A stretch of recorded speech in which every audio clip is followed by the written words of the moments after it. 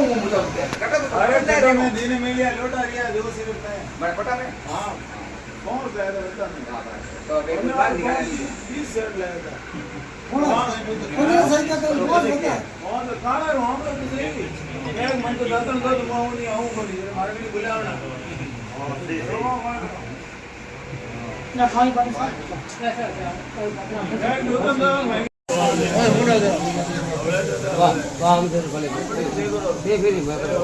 समाबद्ध भाई ओम शांति शांति शांति वो गोविंद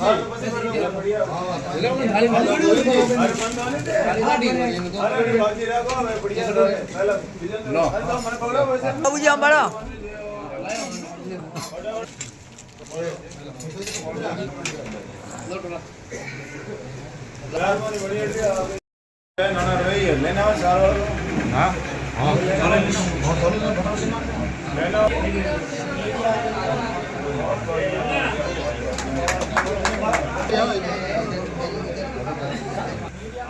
मीडिया प्रकोष्ठ है शिवांशी पट्टी के श्री बंसीलाल जी और आपके जवाई शाह के रूप में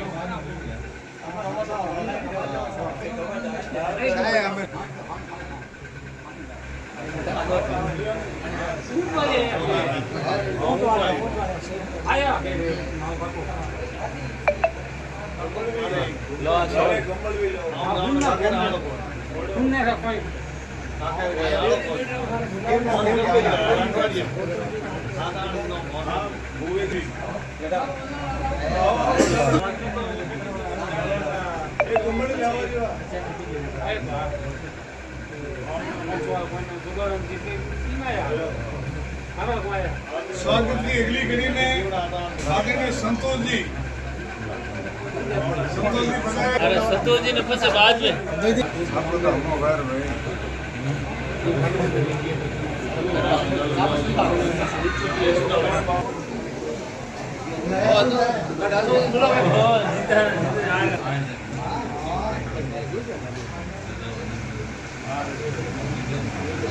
भाई घुमड़ी जाओ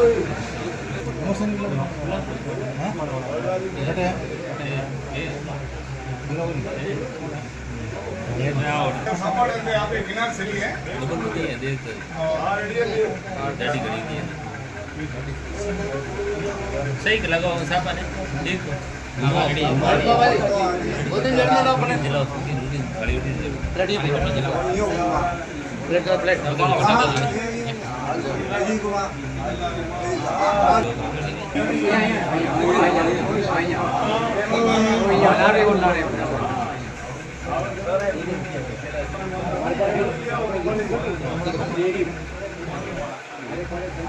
स्वागत की अगली कड़ी में आदरणीय भीमाराम जी लुधियाना आ जाओ बैठा जाओ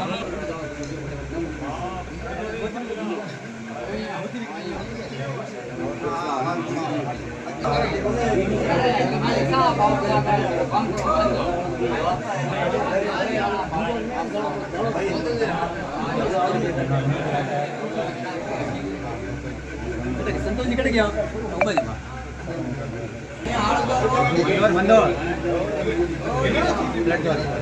थोड़ा आगे जाओ बेटा आगे जाओ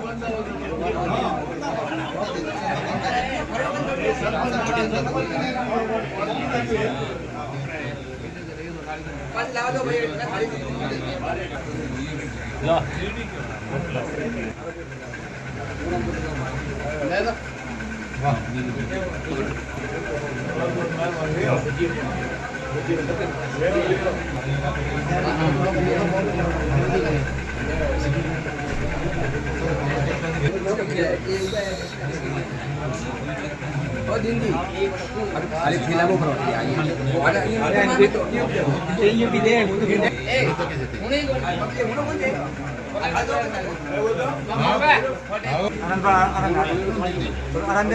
सामने देखो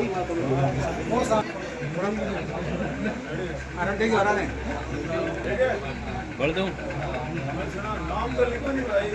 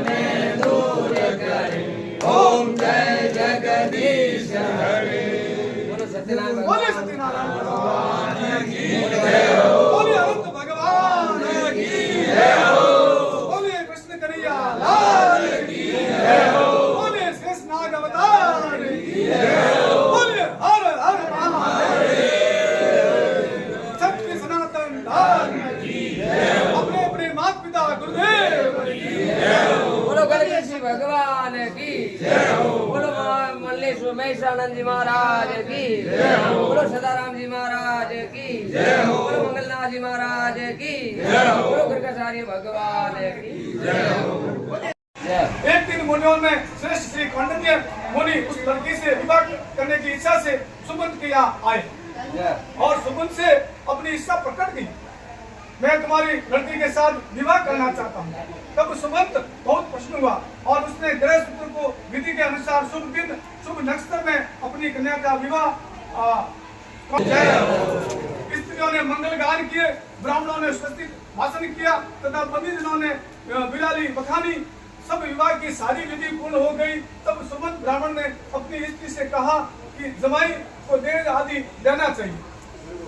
दहेज की बात सुनने वाली दुष्टा अत्यंत कुपित हुई और अपने आभूषण सब एक संदूक में बंद करके रख दिए और पति से बोली, घर में तो कुछ नहीं है, आप देख लें, मैं क्या करूं, जमाई यूं ही चले जाए। उसके वचनों को सुनकर ब्राह्मण बहुत दुखी हुआ और कौंडिन्य मुनि अपनी पत्नी से रथ पर बैठकर चल दिए। तो कुछ भोज्य पदार्थ भोजनों उपरांत बचा था वह रास्ते में खाने को जमाई के साथ ब्राह्मणों ने रख दिया। यमुना किनारे पर पहुंचकर कौंडिन्य मुनि नित्य कर्म से निवृत्त होने को चल दिए। नदी के किनारे शिला ने देखा कि कुछ औरतों के झुंड लाल कपड़े पहने मध्याह्न के समय अनंत भगवान का पूजन कर रही है। बोलिए अनंत भगवान की जय हो। आज चतुर्दशी का दिन है।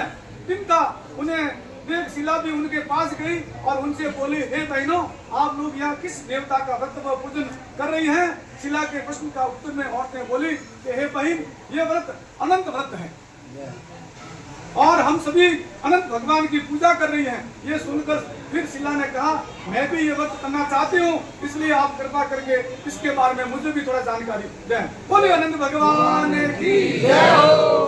व्रत में किसकी पूजा की जाती है और क्या दान किया जाता है, ये सुनकर औरतों ने कहा, हे बहन, एक शेर शुद्ध अन्न का पकवान बनाकर आधा ब्राह्मण को दान दें और आधा स्वयं खाके तथा सच्ची श्रद्धा पूर्वक दक्षिणा दें। ये व्रत किसी नदी के तीर पर करना चाहिए तथा वहीं पर अनंत भगवान की कथा सुननी चाहिए। कुशा के शेष नाग बनाकर बांस की टोकरी में रखें, फिर स्नान आदि से निवृत्त होकर के उसका पूजन करें, धूप दीप नैवेद्य तथा पकवानों से उनकी पूजा करें। उसके बाद मजबूत सूत्र लेकर औरत अपनी बाईं भुजा में बांध ले। यदि पुरुष पूजन करें तो दाईं भुजा में बांध ले और पूजा करे तो डावा हाथ में और दाईं पूजा करे तो पुरुष पूजा करे तो दाहिना। सूत बांधते समय ये मंत्र अवश्य पढ़े, हे अनंत भगवान, इस संसार समुद्र में मैं डूब रहा हूँ, आप मुझे उबारिए, मुझे पार करिए। आप इस अनंत रूपी सूत में विराजमान है, ये धागा अनंत भगवान ही समझो। आपको बारंबार नमस्कार है। उस अनंत सूत्र को बांधने के बाद चित्र स्तर कर उस आदि अनंत रहित परमेश्वर का ध्यान करें। हे बहन, यही व्रत का विधान है। बोले अनंत भगवान की जय हो, बोले श्री कृष्ण भगवान की जय हो। भगवान श्री कृष्ण बोले, हे युधिष्ठिर, इस प्रकार उन स्त्रियों से व्रत का विधान सुनकर शिला बहुत प्रसन्न हुई। फिर उसने सौदे गांठ लगाकर वह सूत्र अपनी भुजा में बांध लिया और व्रत भी किया। हमारे के लिए जो भोजन बंधा हुआ था उसमें से आधा ब्राह्मण को दान दिया और थोड़ा सा स्वयं खा करके पति के साथ रथ में बैठकर चली गई। पति के घर पहुंचकर उसे सुंदर शुभ सुकून हुए। व्रत करने से उसकी यहाँ धन धान्य वो धन सब की वृद्धि हुई। वह सदैव मणियों को करगनी व कंडाधार आदि से स्वयंमान रहती थी। अतिथि सत्कार में वह सदैव आगे रहती थी। वह हमेशा पति की सेवा में लगी रहती और अपने पति को सुखी रखती। एक दिन वह बैठी थी कि मुनि की दृष्टि डोरे पर पड़ी।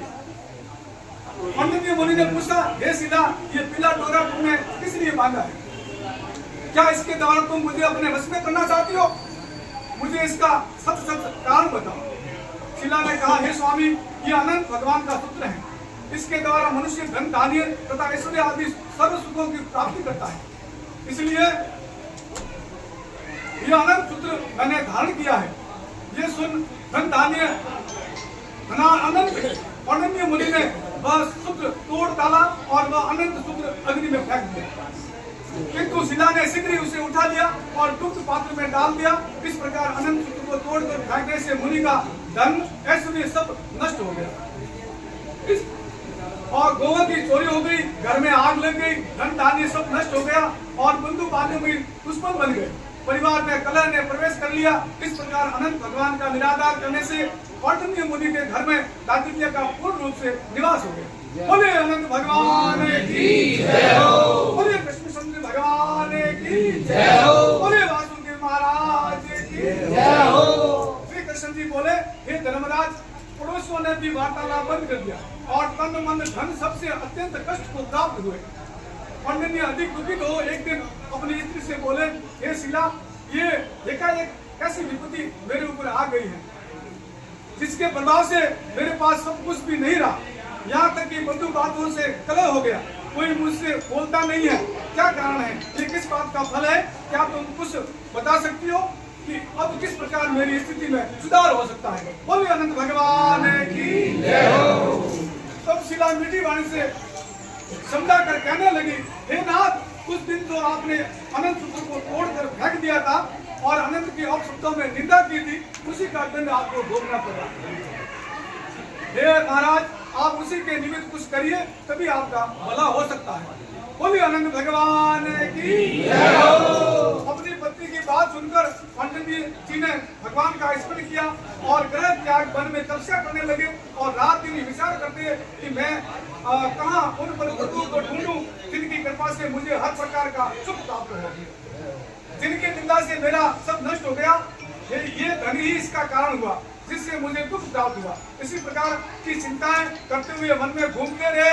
एक दिन वन में उन्होंने फलों से लगे हुए एक आम के वृक्ष को देखा, जिसके फलों को कोई नहीं खाता था। वे सड़ रहे थे, पक्षी तक उस पेड़ पर नहीं थे।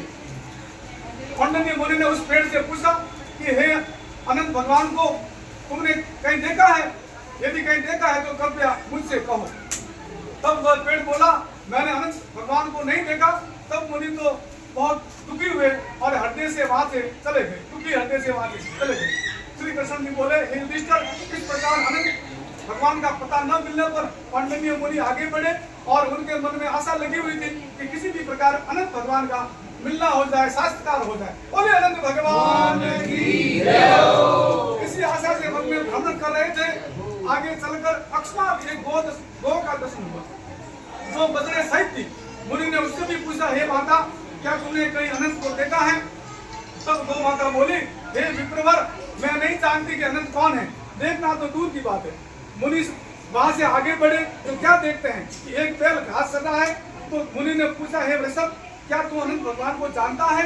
कभी तूने उसका दर्शन किया है? बैल ने उत्तर दिया, हे मुनिवर, मैंने कभी भी अनंत भगवान को नहीं देखा।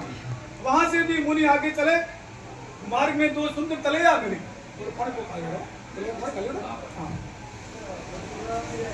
दिखाई दी, जिनमें सुंदर कमल और फूल खिले हुए थे। इससे उनकी शोभा और भी बढ़ रही थी। अनेक प्रकार के पक्षी जैसे चकवा, चकवी, बगुले, सारस, हंस उनमें जल क्रीड़ा कर रहे थे। सुंदर लहरें उठ रही थी जो आस पास में उछल उछल कर खेलती हुई बालिका से प्रतीत होती थी। उन तलैयों को देखकर मुनि जी बोले, हे पुष्पकर्णियों, क्या तुमने अनंत भगवान देखे हैं? यदि देखे हैं तो कृपा कर मुझको बताओ। मुनि का प्रश्न सुनकर पुष्करनियां बोली, हे विप्र, हम नहीं जानते कि अनंत भगवान कैसे हैं। क्यों? सबने उत्तर दिया, अब तो वह बहुत विनाश हो गए। मुनि आगे बढ़ते जा रहे थे कि कुछ आगे चलकर एक हाथी मिला। हाथी से पूछा, हे गजराज, तुमने अनंत भगवान को देखा है? हाथी ने उत्तर दिया, हे मुनि, मैंने अनंत भगवान को कहीं नहीं देखा। इस प्रकार सबसे निराश होकर निराशा ही मिली। आखिरकार मुनि वहां जंगल में आंख मूंद कर बैठ गए और दुखी दो ऊंचे श्वास लेने लगे और मूर्छित दो धराशायी हो गए तथा अपने शरीर की शुद्धि भूल गए।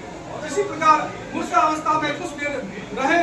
जब होश आया तो अनंत रटते हुए उठ बैठे और ये प्रण किया कि अपने शरीर को छोड़ दूंगा, बिना अनंत भगवान के दर्शन किए जीवन व्यर्थ है। इस तरह जीवन का मोह छोड़कर मुनि ने एक पेड़ में फांसी के लिए रस्सी लटकाई। जो ये फंदा लगाने को डालने को हुए कि अनंत भगवान प्रकट हो गए। बोले अनंत भगवान की जय हो, बोले श्री कृष्ण भगवान की जय हो, बोले विष्णु भगवान की जय हो, बोले वासुदेव जी महाराज की जय हो।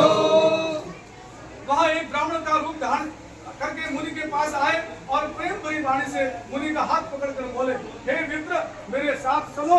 ऐसा कहकर मुनि को अपने साथ लिए एक पर्वत की कंदरा में चले गए। मुनि ने देखा कि वहाँ पर एक सुंदर नगरी है जहाँ स्त्री और पुरुष निवास करते हैं। उसी नगरी में कौंडिन्य मुनि को अनंत भगवान के दर्शन हुए। बोले अनंत भगवान की जय हो। देवादिदेव सदैव अजय ऐसे विश्व रूप अनंत भगवान को देखकर मुनि गदगद हो गए और दिल कंठ से स्तुति करते। मुनि बोले, हे पुंडरीकाक्ष, मैं महाअधम और पापी हूँ तथा पाप से उत्पन्न हुआ हूँ, आप मेरी रक्षा करो। मुनि की स्तुति सुनकर अनंत भगवान जी बोले, हे मुनिराज, मैं तुमसे बहुत खुश हूँ। तुम बिना किसी भय के अपने हृदय की बात मुझसे कहो। तो भगवान की अभयप्रद वाणी सुनकर मुनि जी बोले, हे भगवान, मैं धन ऐश्वर्य के मद में चूर था। मैंने घमंड में आपका अपमान किया और अनंत का डोरा तोड़ करके फेंक दिया। उसी का फल मुझे भोगना पड़ा। मेरा धन ऐश्वर्य सभी नष्ट हो गया। हे प्रभु, मैं अपने जीवन से निराश हो आपकी शरण में आया हूँ।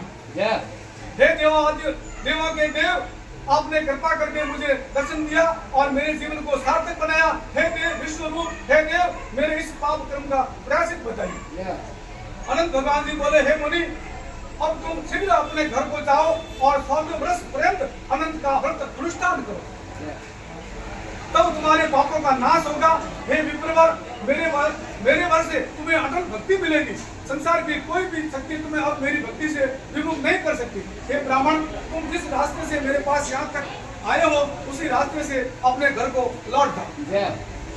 अनंत भगवान के ऐसे वचन सुनकर मुनि जी बोले, हे प्रभु, जब मैं आपकी खोज में वन में भटक रहा था, तब मैंने जंगल में आम के पेड़, गो, बैल, कमल पुष्पों से सुशोभित पुष्करणी, गधा, हाथी, ब्राह्मण ऐसे देखे थे।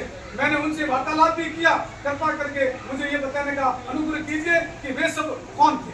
बोले अनंत भगवान की जय हो। भगवान बोले, हे विप्रवर, पहले जो तुमने आम का पेड़ देखा था, वह पूर्व जन्म में एक विद्वान ब्राह्मण था जो विद्यार्थियों को विद्यादान नहीं करता था। उस पापी से वह वृक्ष हुआ। दूसरे वह गौ पृथ्वी थी जिसने पूर्व ही बीज चुराया था और बैल वह धर्म था। वे दोनों पुष्करणी ब्राह्मणी थी। वे ब्राह्मणों और अतिथियों का स्वागत सत्कार कभी नहीं करती थी। इसी पाप से वह पुष्करणी हुई और धर्म अधर्म के कारण वह एक दूसरे में लहरती रहती थी। करो एक दूसरे में मेल करो ना बेवर। वह गधा जो तुम्हें मिला था वह क्रोध था, जो हाथी तुम्हें मिला था वह मद था, घमंड था। और जो वृद्ध ब्राह्मण तुम्हें वहां तक लाया वो मैं ही था। बोलिए अनंत भगवान की जय हो। बोलिए कृष्ण चंद्र भगवान की जय हो। बोलिए वासुदेव जी महाराज की जय हो। ये कहकर अनंत भगवान अंतर ध्यान हो गए। तब मुनि जी ने अपने घर को वापस चले गए। श्री कृष्ण जी बोले, हे युधिष्ठिर, अपने घर आकर विप्र ने 14 वर्ष पर्यंत व्रत किया और अनंत भगवान ने जिस तरह कहा था वह सब सुखों को भोग कर अंत समय में भगवान का ध्यान करते हुए उनके धाम को गया। हे पांडव नंदन युधिष्ठिर, इस तरह तुम 14 वर्ष तक अनंत व्रत करो और कथा का श्रवण करो। हे धर्मराज, ये समस्त वेदों से उत्तम व्रत मैंने उनको सुनाया। इस व्रत को विधि पूर्वक करने से मनुष्य सभी पापों से छूटकर अनंत लोक को पहुंच जाता है। और जो इस संसार में सुख से रहना चाहते हैं वे ही विष्णु रूप अनंत भगवान का पूजन व व्रत करके अपने हाथ में 14 वर्ष तक 14 गांठ लगाकर अनंत देव का डोरा बांधते हैं और अंत में भगवान लोक को पहुंचते हैं। बोले अनंत भगवान की जय हो। बोले श्री विष्णु भगवान की जय हो। बोलो सत्यनारायण भगवान की जय हो। बोलो गुरुनाचार्य भगवान की जय हो। गुरु जी महाराज की जय हो। बोलो सदाराम जी महाराज की जय हो। बोलो वैष्णव जी महाराज की जय हो। बोले अपने अपने गुरुदेव भगवान की जय हो। बोले अपने अपने माता पिता गुरुदेव भगवान की जय हो। आज के आनंद की जय हो। सर्वशक्ति समाज की जय हो। आरती के लिए कृपया आरती तैयार करें।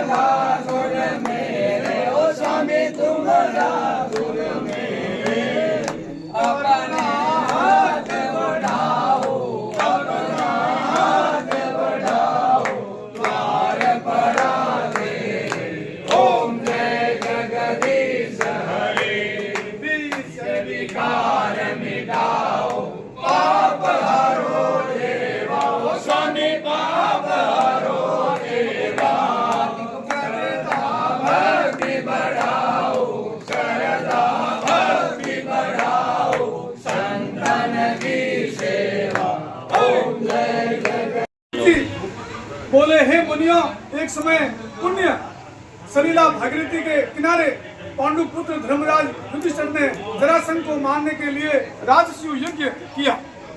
भीमसेन व अर्जुन सहित श्री कृष्ण भगवान ने स्वागत पूर्वक अतिथि राजाओं को रत्न रचित यज्ञशाला में ठहराया। मोतियों की झालरों से वह यज्ञशाला इंद्र भगवान के समान सुशोभित थी। इसी समय वहां कुरुनंदन दुर्योधन आया। सूखे स्थान को जलयुक्त जान दुर्योधन वहां पर अपने वस्त्रों को उठाकर सने सने चला। ये देख द्रौपदी सभी स्त्रियां हंस पड़ी। तब दूसरी जगह पर जलयुक्त जगह को स्थल समझकर दुर्योधन जल में गिर पड़ा। तब तो सभी ऋषिगण, राजा लोग तथा समस्त रानियां हंस पड़ी। सबको हंसते देखकर दुर्योधन अत्यंत कुपित होकर मामा शकुनी के सहित वहां से लौट आया, क्योंकि मामा ने भी यही सलाह दी कि क्रोध को त्याग कर अपने कार्य को देखो और यहाँ से चलो। अतः मामा की सलाह से शीघ्र दुर्योधन वापस चला गया। यज्ञ समाप्त हुआ और सभी अतिथि राजी खुशी घर को वापस चले गए। घर पहुंचकर दुर्योधन ने युधिष्ठिर आदि 5 पांडवों को जुए के लिए आमंत्रित किया और जुए में वह सारा राज्य, धन, ग्रह तथा कोषा आदि सब जीत लिया। पाप रहित पांडवों का सब कुछ जीतकर उन्हें वनवास दे दिया। वे लोग द्रौपदी के साथ जंगलों में रहने लगे। पांडवों का यह हाल देखकर कृष्ण जी बहुत दुखी हुए और 5 भाइयों को देखने के लिए जिस जंगल में वे रहते थे वहां पहुंचे। बोलिए अनंत भगवान की जय हो।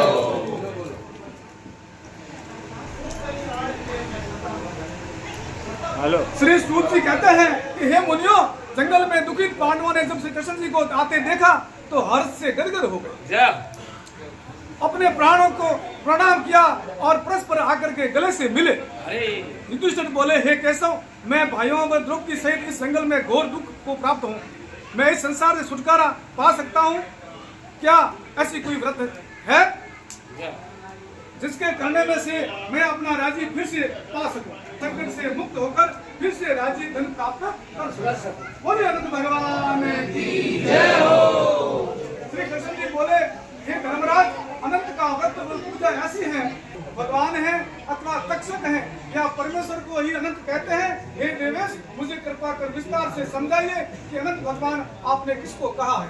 बोले अनंत भगवान की जय हो।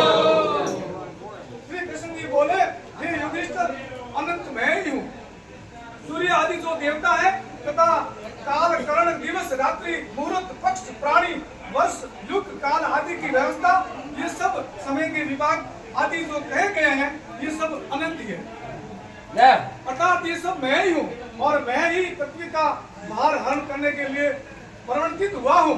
दुष्टों का विनाश करने को मैंने ही अवतार धारण कर वासुदेव के वंश को उज्जवल किया है। ये युधिष्ठिर साधु लोगों की रक्षा और दुष्टों का नाश करने के निमित्त ही मैं अवतार लेता हूँ। बोले कृष्णचंद्र भगवान की जय हो। बोले वासुदेव जी महाराज की जय हो। बोले अनंत भगवान की जय हो। अंतरहित कृष्ण, विष्णु, हरि, शिव, वैकुंठ, सूर्य, चंद्रमा, ईश्वर, विश्व, महान बाहु, योगी, सर्वरूप, अनंत, 100 इंद्र, 8 वसु, 12 सूर्य, 11 रुद्र, 7 ऋषि, समुद्र, पर्वत, नदी, वृक्ष, नक्षत्र, दिशा, पृथ्वी, पाताल तथा भूवार्तिक लोग, ये समस्त मुझसे ही हैं और मैं ही इनका निमित्त कारण हूँ। अनंत भगवान की जय हो। कृष्ण बोले, हे जनार्दन, अब कृपा करके मुझसे इस व्रत की विधि का वर्णन करें और ये भी कहिए इसका क्या फल होता है और किस देवता का पूजन किया जाता है, इससे पहले ये व्रत किसने किया था और किस प्रकार विस्तार हुआ, ये सब वर्णन करें। श्री कृष्ण जी बोले, हे युधिष्ठिर, सतयुग के मध्य में एक ब्राह्मण रहता था। उसका नाम सुमंत था। उसका विवाह वशिष्ठ पुत्री भृगु ऋषि की कन्या से हुआ था। विवाह के कुछ काल उपरांत उसके सर्वगुण संपन्न एक कन्या पैदा हुई। उसका नाम शीला रखा। वह कन्या धीरे धीरे बड़ी होने लगी। एक दिन उसकी माता ज्वर से ग्रस्त हो गई। सुमंत ब्राह्मण ने बोले, अनंत भगवान की जय हो। कर्कशा नाम की ब्राह्मण कन्या से दूसरा विवाह किया। वह सुशीला, कटुभाषी तथा दुष्ट, पूरे स्वभाव वाली तथा कलह प्रिय थी। उसकी सौतेली पुत्री शीला अधिक गुण वाली थी। वह दीवालों, खंभों तथा देहरी आदि की पूजा किया करती थी। वह खंभों तथा दीवालों पर विविध रंगों के शंख, पद्म तथा अनेक चित्र आदि बनाती थी। शिला ने युवा अवस्था में पदार्पण किया। लड़की को देखकर संबंध उसके लिए योग्य वर मिलने की और कोई बात नहीं। फिर शुद्ध जल छिड़को, शुद्ध जल दो, गंगा जल दो, हाथ में डालो। हाँ बड़ी गंगा जल ही आग में पाड़े चंदन सहित जो भी सामग्री है देखो। फिर नाग देवता को शुद्ध जल से स्नान करावे और किया जाता है। इस अति पुनीत व्रत कथा के अनुष्ठान से ही सभी पापों का विनाश हो जाता है और मनुष्य समृद्धि को प्राप्त करता है। इस परम पुनीत व्रत को स्त्री और पुरुष समान रूप से करते हैं। व्रत के दिन प्राणी को ब्रह्म मुहूर्त में उठना चाहिए। प्रथम नित्य कर्मों से निवृत्त हो, नदी, सरोवर, तालाब अथवा कुएं के जल से स्नान करें और सुंदर वस्त्र धारण करें। जिस प्रकार से बुढ़ा राम के व्रत के उपरांत किए हुए हैं सभी ऐसे करें। यदि समीप की गंगा नदी हो तो गंगा जल में नहाए और शुद्ध होकर अपने मन को अनंत भगवान के श्री चरणों में कमलों में एकाग्र मन से व्रत का निश्चय करें। पवित्र मन से निश्चय करके सभी सामग्री को लेकर जल के किनारे जाएं। वहां जाकर जगह को लीप कर शुद्ध बनावे और वहां केले खंभ स्थापित करें। बीच में बांस की टोकरी रखें, कुशा को लेकर उसका शेष नाग बनावे।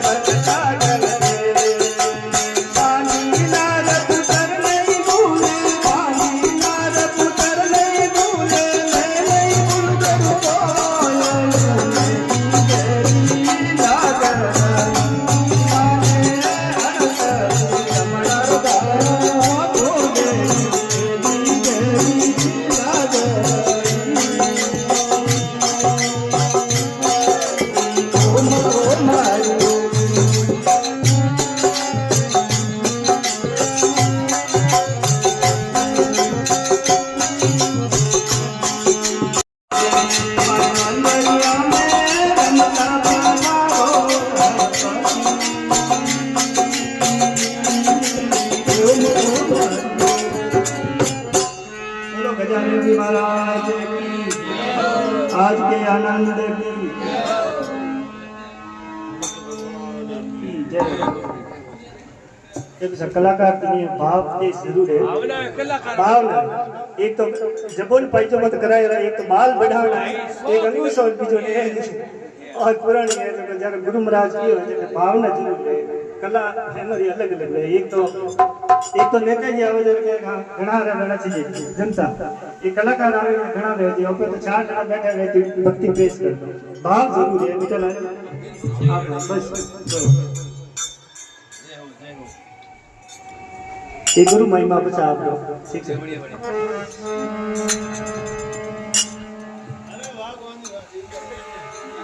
माने जागर तेरा